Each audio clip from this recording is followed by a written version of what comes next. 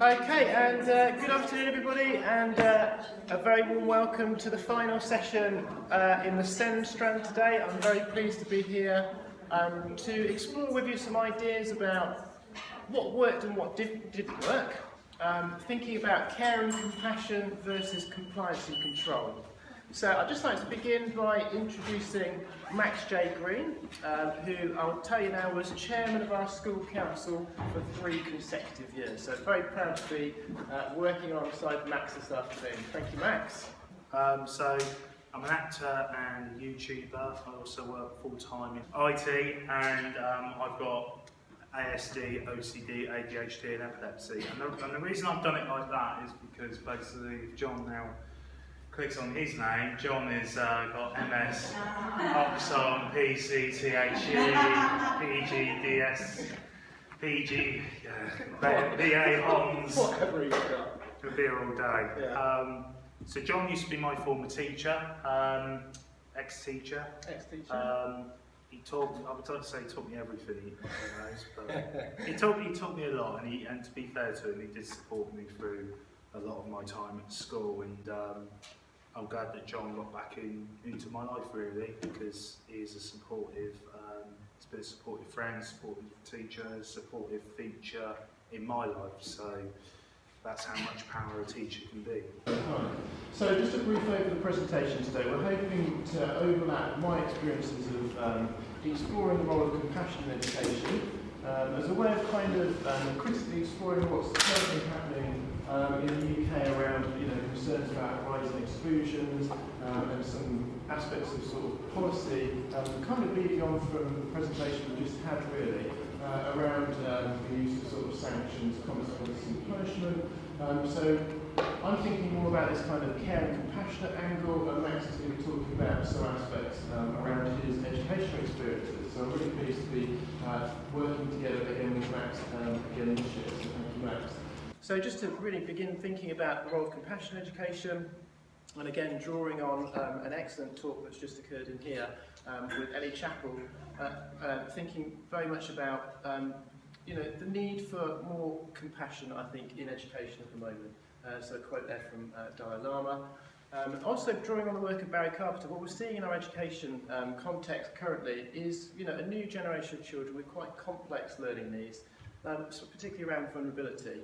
And it tends to be these more sort of vulnerable learners, if you like, and we could spend a long time critically exploring vulnerability in education, how that tends to happen. And these are the children that are potentially more likely to be excluded from our education system. So I'm drawing really quite heavily on the work of Professor Paul Gilbert, and Paul Gilbert has been developing compassion-focused approaches in a more clinical context over the last 40 years. He's a UK academic from the University of Derby. He's been developing this work around compassion-focused therapeutic ways of working, initially in one-to-one clinical context, and over the last few years has been developing compassionate approaches in, for example, the health professions, so the NHS with doctors and nurses, midwives, and also thinking about kind of psychotherapy students.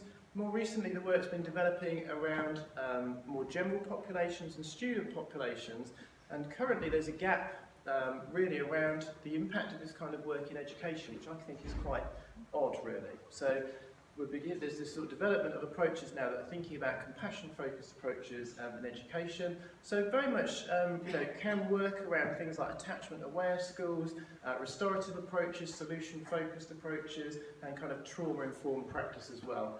I'd also like to draw on the work of Dr. Mary Welford, who again is a clinical psychologist, and I'm going to share some publications with you at the end here. She's been doing a lot of work in secondary schools as well in the UK.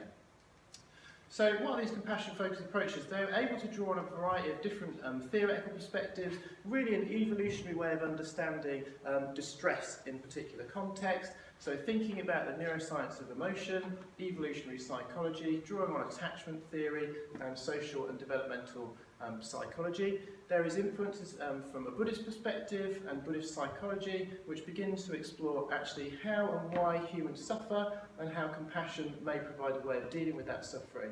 But I'm particularly interested in this approach because it's actually underpinned by a philosophy of compassionate humanism. So that's very much the focus of this kind of more humanistic way of working, really. So defining compassion is really about sensitivity to our own and other people's distress, firstly, being aware of distress in others, but also motivate to try and prevent and alleviate that kind of distress. And if we recognise that some aspects of our education system currently create distress, stress and anxiety and so on, then I think our work is around actually ways of preventing or alleviating that type of distress. Professor Paul Gilbert's brother does a bit of work in universities, and he's definitions about noticing distress or disadvantage in yourself or others and actually doing something about it.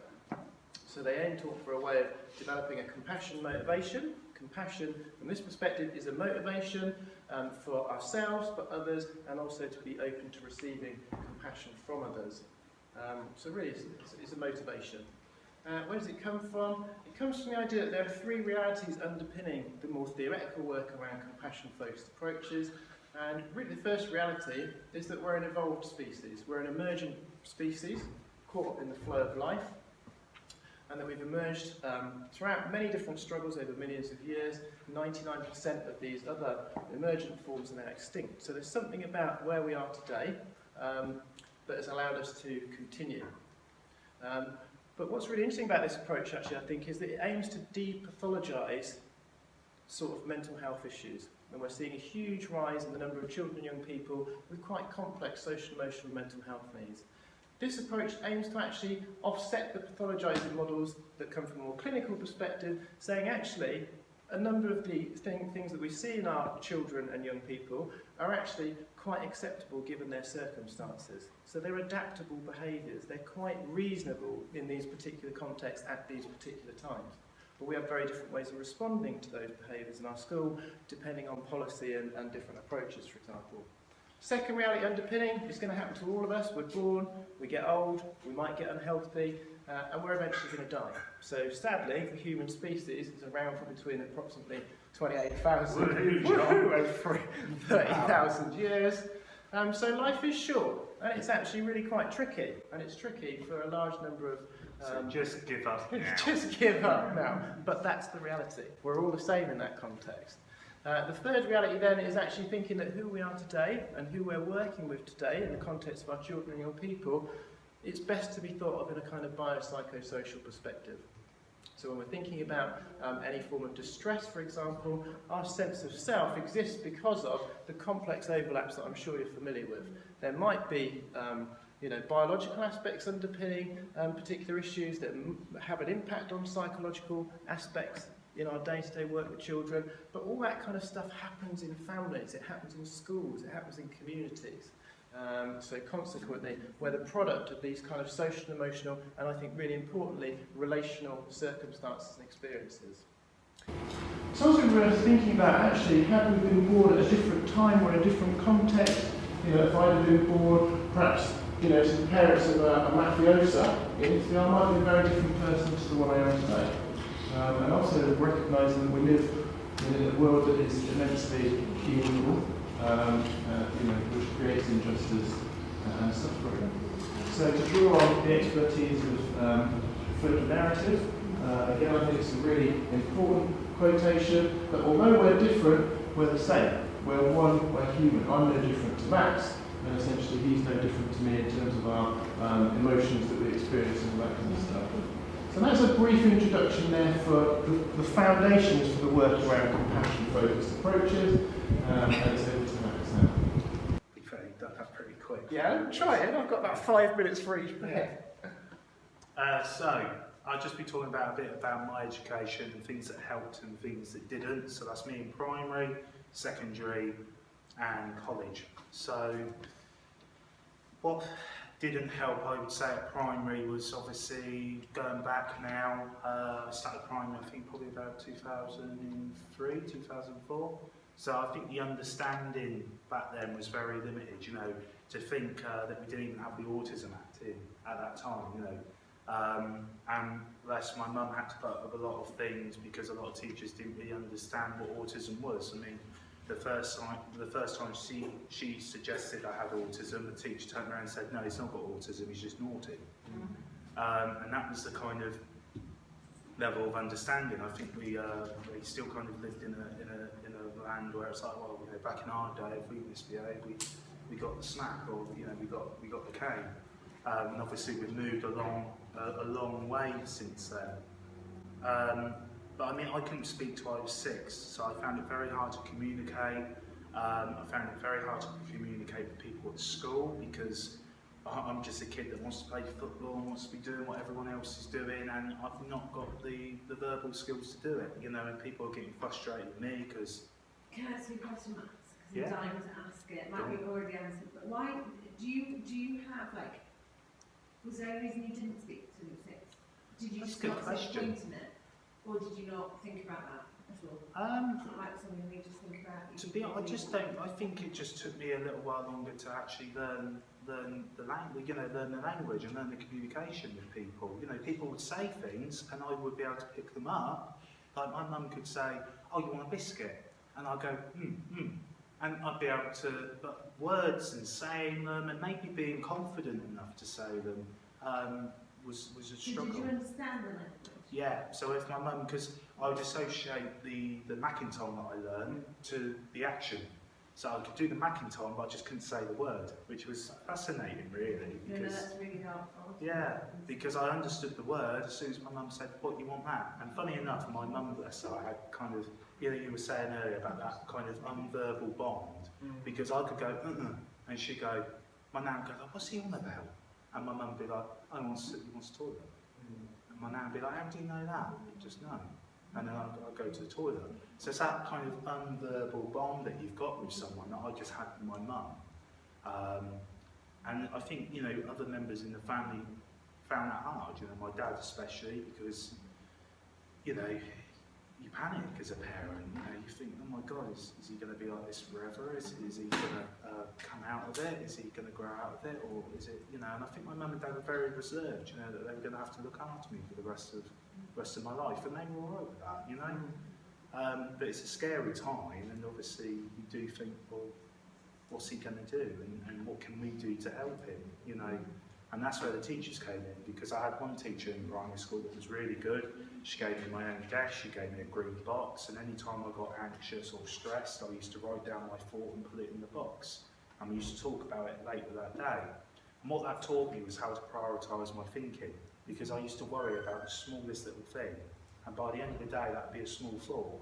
And it taught me actually the process of our brains and how we think something so big at the time, but actually later on, it's not a big thing.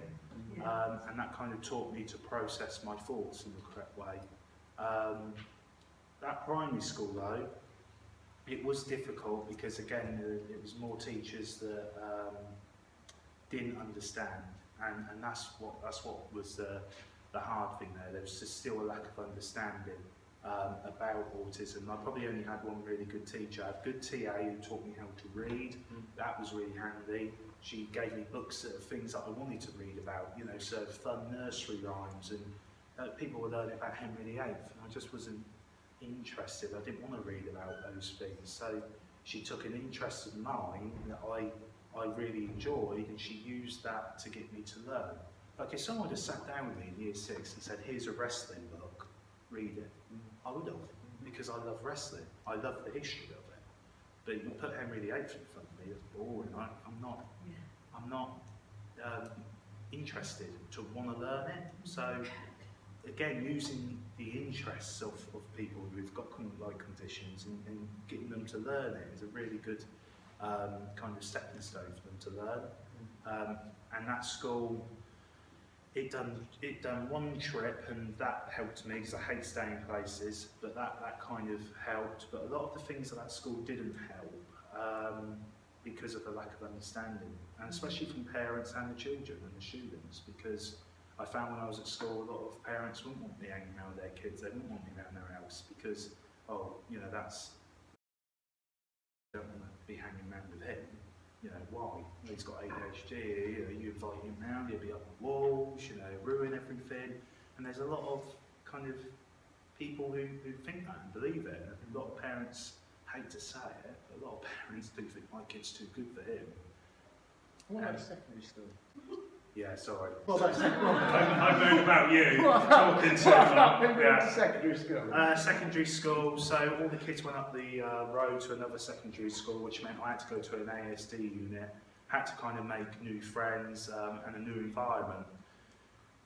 Just to shorten it really briefly, the ASD unit was very supportive. A lot of the time actually they kicked out people that needed help, and they would keep people who had a disability but would do as they were told and go to lessons and was doing well. And I think most of that statistics, they want to be able to say, oh, 100% of our ASD students went on to get GCSE, and you know, they won't mention the people that they kicked out or sent somewhere else. And then college I found really difficult. It's a bigger environment. You now have to be independent, you have to remember your things. At school, if you forget your pen, not a big deal, we get one out. At college, you just got to, it's so, okay, you're on your own. And I found that so hard, and I just found it distressing, because I used to put in a lot of work. Sometimes I used to overwork to the point where I would have 60 pages of work, and my college tutor, I'll be honest, I don't even think he bothered reading it, because it was so much work, and he would just rate me a pass, because that way he can't get in trouble because he's passed me, and that way he doesn't have to read 60 pages worth of work. So I just found it at college a really odd structure for me, and it didn't work for me. It doesn't mean it won't work for other people, but I just felt it was too sudden, too quick for me to go out into this big wide world and expect to know everything. And we're coming back on shortly to things that did work and what definitely helped you. Yeah. Which I think is really important to recognise. So again, this notion of the human psychology, development through that kind of evolutionary period is quite interesting around the compassion-focused approach, around the kind of development of particular psychologies, particular motives, emotions, cognitive competencies that have occurred over time. And with the compassion-focused approach, they make the distinction between kind of old brain, old emotional brain, new brain distinctions. I mean, this is familiar, but it's a kind of overlap some of the stuff that's relevant to our understanding of behaviour in particular context, because actually, in terms of our responses to difficulties and kind of anxiety and distress, we're into the kind of fight, flight, freeze, appease responses. More recent in development, we're developing these kind of capacities for infant caring, alliance formation, play, status, emotions and motivations, and that's kind of where the developmental aspects around the compassion focus stuff kicks in. And more recently, we've developed these kind of, really complex competencies for complex thinking, planning, problem solving, theory of mind, creativity, self-identity, and all that kind of stuff, but that can cause us difficulties. So again, thinking about how we respond to particular situations, the whole idea about the compassion-focused stuff is about experience of kind of anxiety and distress and where that actually comes from. And because we've evolved at these different periods of times, the stuff around the kind of trauma-informed practice, relational approaches, is about this kind of flight, fight, freeze response. And in the school context, that can be quite difficult to respond to, for example. But even, as adults, we have these kind of tricky experiences that can create problems, particularly around kind of self-criticism or self-doubt and anxiety and all that kind of stuff. So from an evolutionary perspective, it's again recognising that a lot of this stuff is not our fault, it's an evolutionary perspective, but it is our kind of responsibility to support others, to recognise these difficult feelings, and for us as adults to actually regulate our emotional aspects in the presence of others that might be experiencing difficulties and distress in particular contexts, and me as well. So that idea about us being a very self-aware species can cause difficulties, particularly around our ability to reflect and ruminate because of our metacognitive abilities. This idea about self-criticism, shame, and distress in educational contexts can be created by the system and the structures that we're in. I work with really qualified teachers and trainee teachers. They're constantly under scrutiny. Teachers in all schools in the UK, again, are constantly under scrutiny around the monitoring, the kind of performance, the outcomes, all that kind of stuff. Most times when I was growing up. The parents, the relevance to the parents, the relevance to the children, young people, we're all the same. It goes back to that notion that Max and I are no different in terms of these experiences.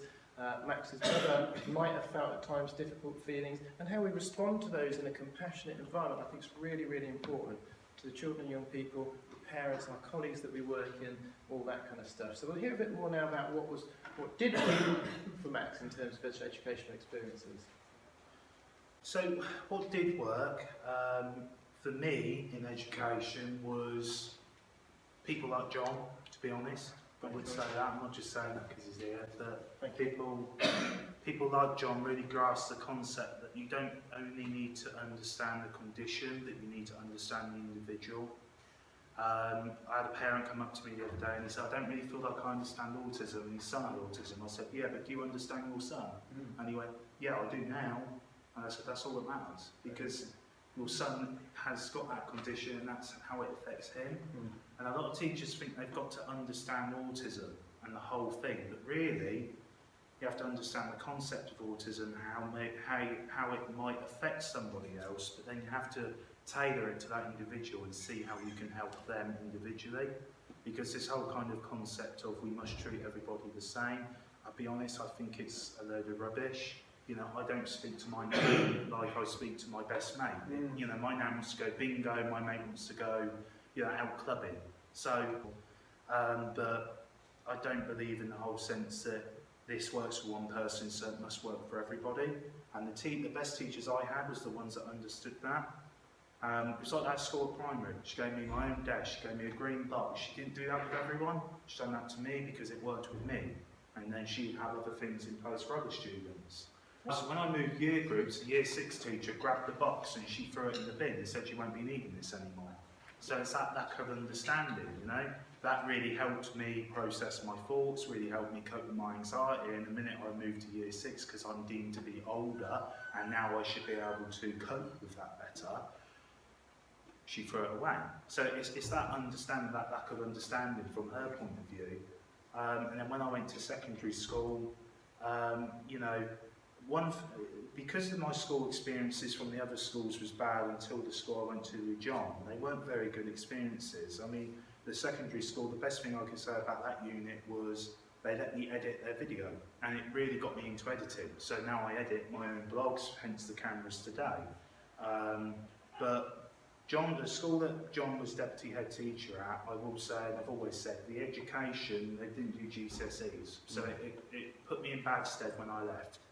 But the support that school gave was second to none, because they tailored it to each individual. And I saw teachers get punched, kicked, spat at, swore at, day in, day out. Not by Max, not I should say. Not by Max. But they always came back with a smile on their face and treated it and forgave it. And that shows to me dedication, care, and when you've got someone coming in like that, you start thinking, well, why don't I try? Why don't I do something with my life? If these people coming in, day out, and setting an example like that, why can't I do something with my life? You know, why aren't they enough inspiration for me to do that? And that's what got me through it. And you know, the teacher, I'd be fair to say, he probably looked at me as a teacher at some points, because he used to throw me the walkie-talkie. I sometimes had to call for help. I always couldn't quite understand, I mean, again, life story stuff, but I couldn't quite understand how Max ended up in a special school, an independent special school, with a local authority spending quite a large amount of money, £65,000, £70,000 a year. Because again, it was very much a kind of relational experience. As soon as Max arrived at the school, he was like, all right, I'm ready to learn, I want to get on with stuff, and all this, you know, really focused, really engaged. He was given the choice to residential, like Ellie as well. My mum, again, that was a no-go for my mum, because she knew that I wouldn't like it. But if that's something I wanted, my mum would have been fine. Would it have crushed her? Of course it would have. But if that's what I wanted, my mum would have. But in her eyes, you know, she wanted to look after me, and she wanted to see me blossom into the person I am, not do it somewhere else, you know. And Max has had some huge successes, some of which are up here and some of which you're going to talk about in a couple of minutes. So the idea about this sort of, again, compassion-focused approach is this balance, and again, Ellie mentioned this balance here between actually experience of kind of threat in our environment, experience of drive in our environment, and then this kind of feeling of safe connection and contentment. And I think what's really interesting around this affect regulation system is that actually, I think for some of our children and young people, and I think for some of the kind of policies that are in school presently, they're kind of, you know, functioning at threat-focused level. They arrive at school at a high level, having experienced really complex situations, so they're already in this sort of threat-focused system, which is about protection, self-preservation, it's about seeking safety, it's about fight and flight responses. Now, we as adults can misinterpret those experiences sometimes, and we can move in a very different direction in terms of how we might respond to behaviours that are deemed to challenge in particular contexts. Schools are very driven. Like, our teachers are very driven. Our teachers are incredibly driven. They're driven to achieve success for the children and young people. Their senior leadership teams are driven to ensure that their teachers are accountable for the progress their children make and so on. And that, again, can be a really difficult experience. We're seeing large numbers of teaching profession leave the profession, often around, again, their own kind of distress. And that's not necessarily responding to behaviour of concern, it's about feelings of perfectionism. It's about wanting to do right by the children and young people in their care. It's actually because they're highly compassionate individuals and they genuinely care for the children and young people they work with. And they can be experiencing this sort of compassion fatigue, where you give so much emotionally, and often at school, there isn't that kind of support for staff well-being. There's lots around student well-being, but perhaps not enough around workload and so on. So the idea about this compassion-focused approach is to move from this kind of competitive, threat-focused approach, which is characterised by, you know, the red system there and can move over into the blue circles there.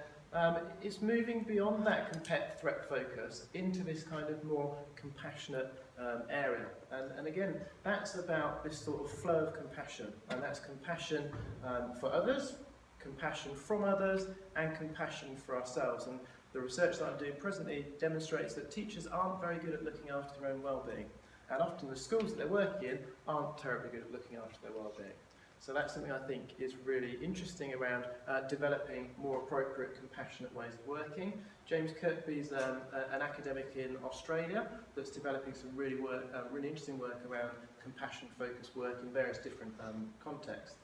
So we become stressed, and our children and young people become stressed and distressed, because actually these systems are out of balance. They're either highly threat-focused or highly driven. And once they're out of balance, that can cause social and emotional concerns. And actually our modern society as a whole is very good at actually overstimulating these threat and incentive-seeking systems. We want more, we need to do more, we're never done. I mean, I work in a higher education, I work at a university. And again, they're highly driven systems, which is actually quite complex. So again, thinking about this sort of reconceptualising of distress related to mental health and well-being, this is about depathologizing this stuff. This is actually that what we experience and what our children and young people experience are quite natural responses to complex situations often. So having reconceptualised these difficulties around mental health and well-being, I think we need to reconsider the support we can offer in our education system, both to the children and young people we work with, to the parents and carers, to the staff that are working there, to the senior leadership, to the head teachers, and perhaps there's a need for more compassionate policy and politics. So that's, again, I think that was less than 5 minutes, Max. You're on for the next bit. Yeah. What happened next, Max? So what have you been up to since? So what happened next? So when I left the school, I'd done some work experience in Thai, and I realised I never want to work in a cafe. I hated it, I was rubbish, just things like textures, washing the dishes, things like that. Noise. Noise, and getting the orders right. Irritating. And what happens if I get the order wrong? What do I do? And just things like that. I didn't feel it was for me. Really nice environment to work for, but just wasn't for me. And then I got some work experience at as I said, I left school then when in GCSE, so it was going to be a bit of a struggle for me to get on. So lots of equivalent qualifications, but not quite GCSEs. That was the standard note. Get that in there. Disclaimer. Yeah. So, but I have to say, even though I had those qualifications, like those functional skills, a lot of employers will look at you as in you're not good enough for the GCSE. Mm-hmm. So sometimes it can be a bit of a burden as well to have them. Yeah. I'm not ungrateful for having them, but sometimes employers will look at it as in, well, why didn't you have a GCSE? Yeah. And then you have to go through that stage of explaining it. But I managed to sort out some work experience at It's an IT company. I walked in there day one, I thought I knew everything about IT. I walked out, my mum said, how was it? I said, I know nothing about IT. So yeah, learned a lot. And they were going to take me on for an internship, but unfortunately they moved down to London. So then I had to start thinking again of what I'm going to do. So in the meantime, I went for an interview at college, and they said, well, you haven't got any GCSEs, you're probably not going to be able to get on one of the courses. But the person I had in the interview was so impressed with me, he said, look, I've never gave an unconditional offer. He goes, but I'll give you one as long as you can get your level 1 in maths and level 1 in English for functional skills. So I said, okay, that's fine, I'll do that.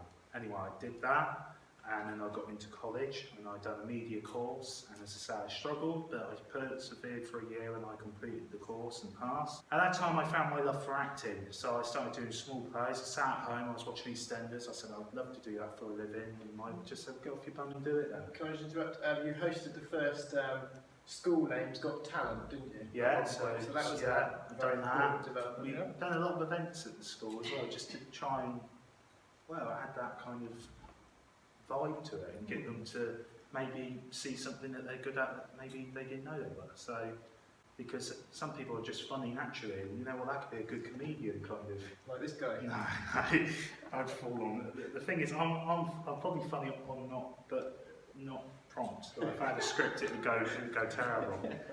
People would just be like a little ball go around. You know.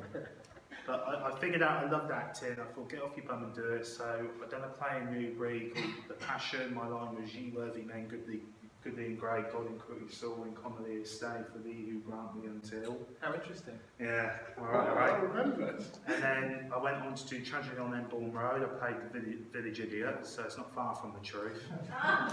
And off the back of that, the makeup artist was looking for extras for glue. So I said, oh, I'd love to do that. So this is where my mum's clever, right? Because I just got a job, I'll go on to it in a minute, but she said, you're going to have to get the bus to do your job. And I went, no, I'm not getting the bus, I feel uncomfortable. She goes, well, I ain't taking you. Yeah, my mum's quite tough love in that respect. You know, I'm doing it, you do it. So when this came up, I said, Mum, can you give me a lift to Lambourne? And she went, no, I'm busy that day, I can't do it. So what she done was, she got me to go on the bus that time because she knew it would take me to get on the bus for me to do something I love rather than start a new job. So I got on the bus.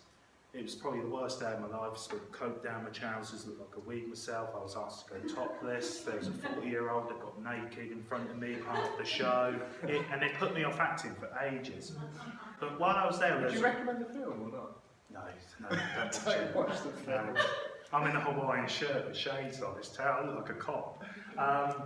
But there was a rope separating the extras and the actors, and me being me, I wanted to get into that line of work. So I went over the rope and I pretended to be an actor that was joining the show next week to get all the information. So I was like, oh, who's your agent? You know, how do you know who's legit and not? And I got all this information. I spent a year emailing every casting director I could find in the UK. Perseverance. So in that time, I joined a job at 300 people. I turned up to the interview in a checkered shirt and chinos, everyone else is in a suit. I think I'm not getting this role. They got me to do a maths and English test. I thought I'm not getting this role. And luckily I took all the work I did and I showed them as evidence. You know, it's all right me saying I can do a backflip, but until you see me do one, you can't, can you? You know, no, I can't. But if I've got a video, John, in the interview, they believe me. So they were only meant to take 2 on that year. They took me on as well, but the condition was I had to pass level 2 IT, level 2 English, and level 2 maths. The other 2 were fine, but I don't know how English. I'm terrible at writing.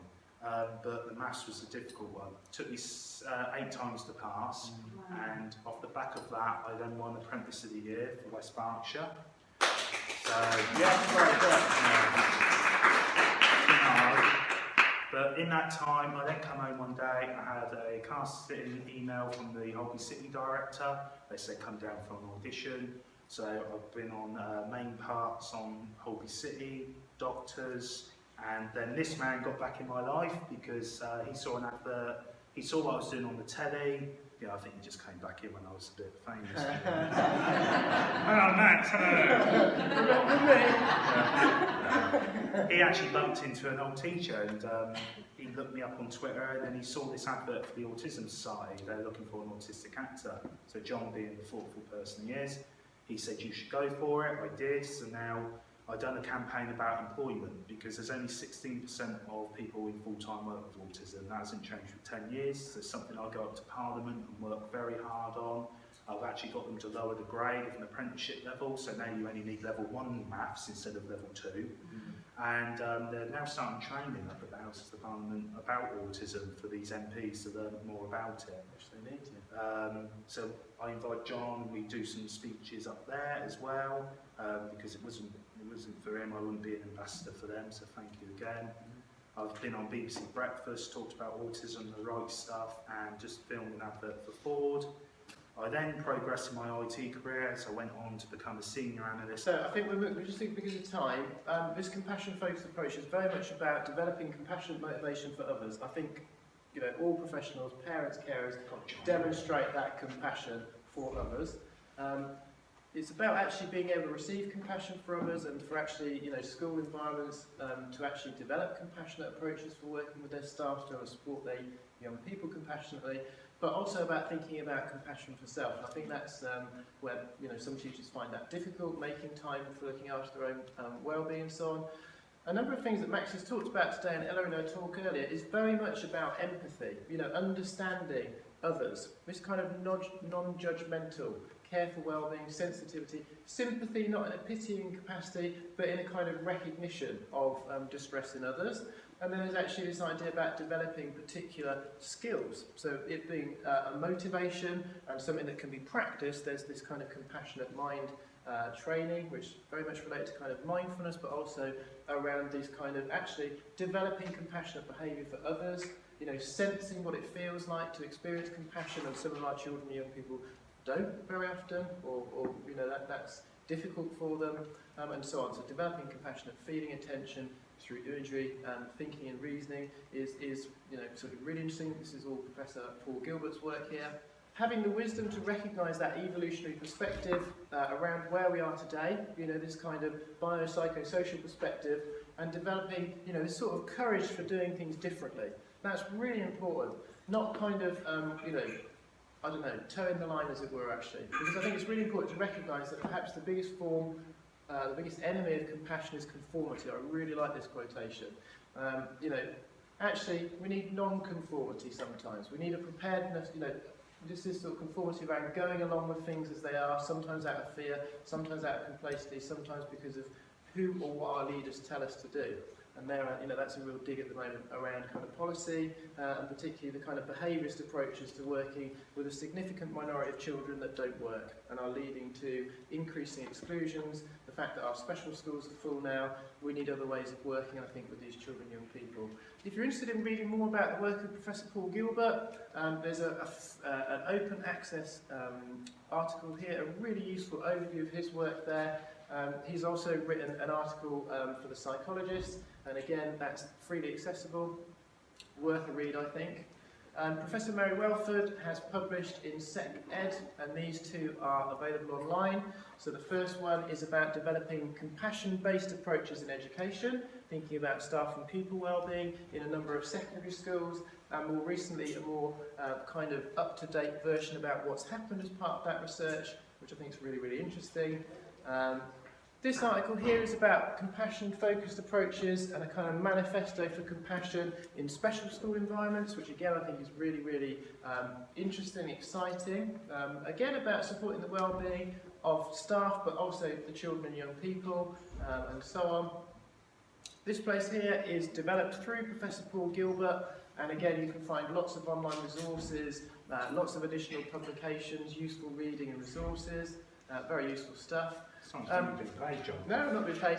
This again is a conference. It's the inaugural conference, the first ever conference around compassion in schools, and this is taking place up at the University of Derby. Professor Catherine Weir has written loads of stuff about social and emotional development. Professor Paul Gilbert I've mentioned previously, and Dr. Mary Welford. Here's my self-promotion. All right. So I've written about this kind of stuff previously in a book that was co-authored by Dr. David Colley and Professor Paul Cooper. My chapter is about emotional development and approaches to classroom development.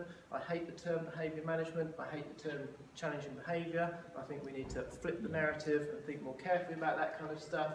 And this book is actually available here at Cat Bookstores, which is actually a critical reflection on the impact of current policy. It's not working for a significant minority, and particularly those with SEMH and SEND. And if you're interested, that is the focus of my doctoral research that will be hopefully published in 2020, if I get my in gear. So that concludes, I think, our talk, and we've gone slightly over time, so thank you very much for joining us this afternoon.